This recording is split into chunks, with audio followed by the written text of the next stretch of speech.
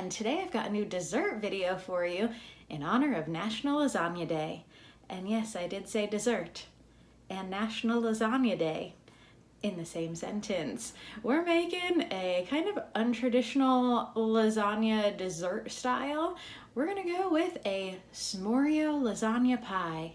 That's what I'm calling it, mainly because I used a pie shell because making a graham cracker crust sounded like too much work right now. But this is part of a collab for National Lasagna Day, hosted by Jim over at Jim's Kitchen. So I will have his channel linked in the description box below, as well as a playlist, and there's a hashtag. So if you are looking for anything ranging from the traditional lasagna to things that are a little bit more eclectic, you're gonna find them all in that playlist. So definitely check those out. But let's get right into some s'moreo lasagna pie. Layers are what make a lasagna, right? So let's start with our pudding layer. I've got 1 3/4 cups of milk. I'm using 2%, but whatever you have on hand would work. And I am just going to start by mixing in my pudding mix. This is sugar-free. You can use whatever your preference is for a chocolate pudding, or you can change the profile of flavors completely on this.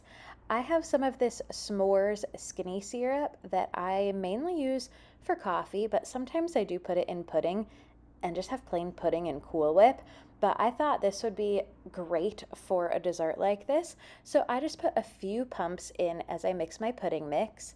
And then let's start with our creamy layer. So our creamy layer is going to start with some cream cheese. I am going to whip that up a little bit. I didn't let mine set out for very long, but I recommend letting it get to a room temperature. It's easier to work with.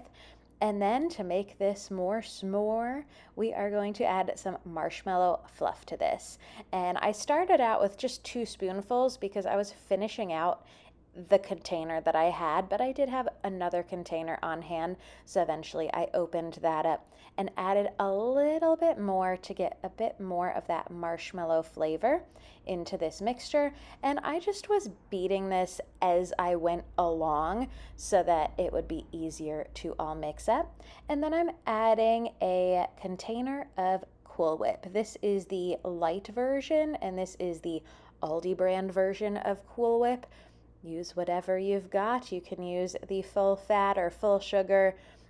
I don't notice a difference in taste when I get the light one, so I get that one when I can find it. And then as I was beating this up, I had not added any sugar. I wanted to see what this tasted like without anything else added, and then add from there because I wasn't sure how sweet the marshmallow fluff was going to make it.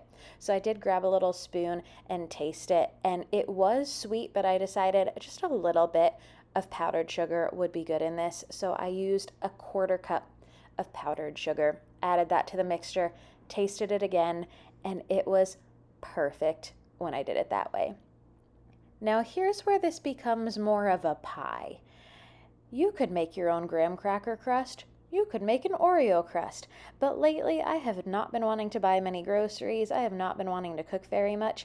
It is hot in my area in Southern California, and I don't have central AC because in Los Angeles, even though it gets hot, central AC, not very common around here. So it's been so hot. That's why I haven't really had any what's for dinner videos lately.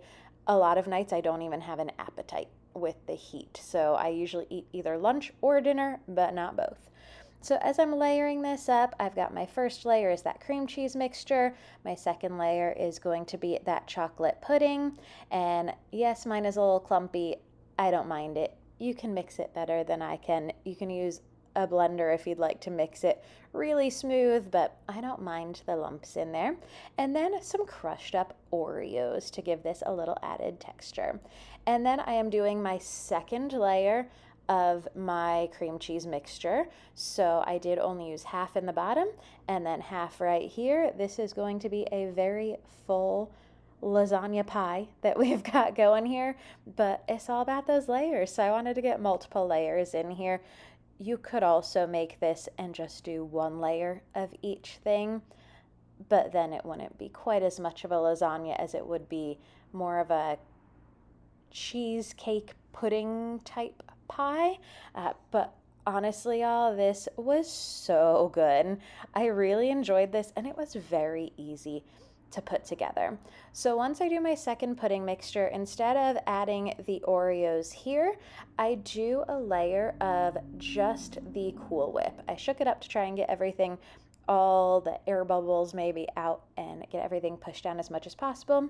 But then I just put plain Cool Whip on top. It's the same kind that I used the first time around. I am not using a full container, just enough to cover up the top. And I was very careful to not get the chocolate all mixed in, even though it still would have been delicious if the chocolate was mixed in there. And then I put my last layer of Oreos right on top of the pie here. And I let it sit in the refrigerator for about 7 hours before I ate it the first time.